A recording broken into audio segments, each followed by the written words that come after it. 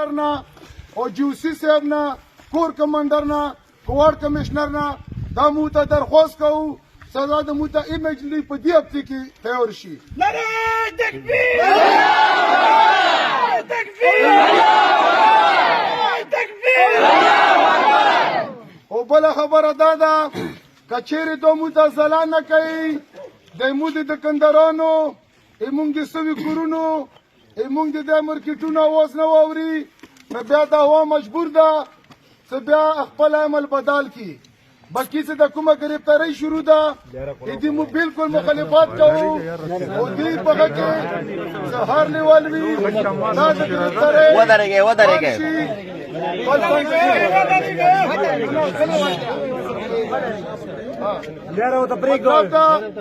دغه د موده ګرفتاری بند شي مکمل طور باندې او د کوم کسانو نیولي دا درخلاص شي. باقي چې د کوم اپریشن شروع ده دا مو پر زور مزاحمت کوو دا د نن بند شي دا مو سره طبعي تسام کړیو خلک ووالو خلک تباه کړو دا قوم دې زینه وزینه دا مو خوره ده په دې به زه مړ کېږم اندیزې کې څه بمبرۍ راباندې وشیاته ننوځم.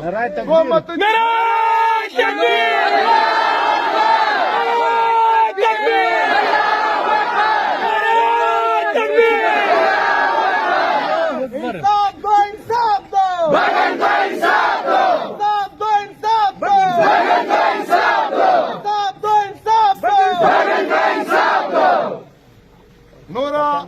انشاءالله کنن متقیدیو نشو راخلاص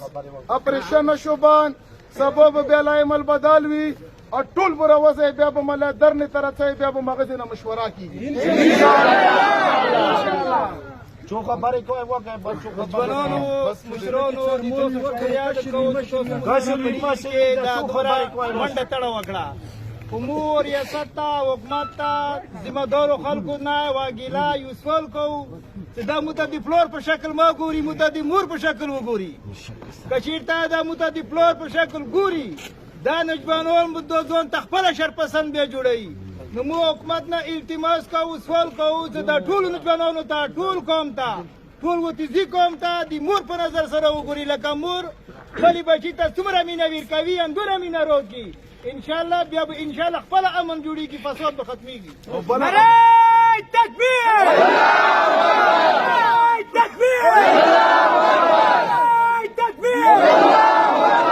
ځوانانو یوه بله کیسه کوم د باره خلکو ارادي ښې نه وي ټول چمتو اوسئ بیدار اوسئ دا خاوره مور ده په دې به دا کوپرۍ ویر کوو دې مو باندې فرضه ټول خو انشاءالله دې ته تیار یو که نه مشر باندې حق وکړي بالکل که شپې 2 بجې وي که ماښام وي که مازدیګر وي ټول به په یوه کال باندې راوځي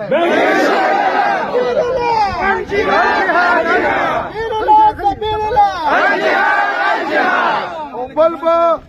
نو چوک بچي وباسایو نه به ګاډې وباسایو نه به په خپله وځایو دا خاوره مو نیکان دیزي وو مو پلارانان دیزي وو مو باندیزي وو څه بمبرۍ راباندې وکړي هلته نه به وځو دې ته تیار یو خبره پاتې شوه یو خو زه د کومې کاډو والا خبره دې وکړه موږ کسان ورته پرېږ مخکې بګل وسو ټولې دنیا ته پاته اوس چې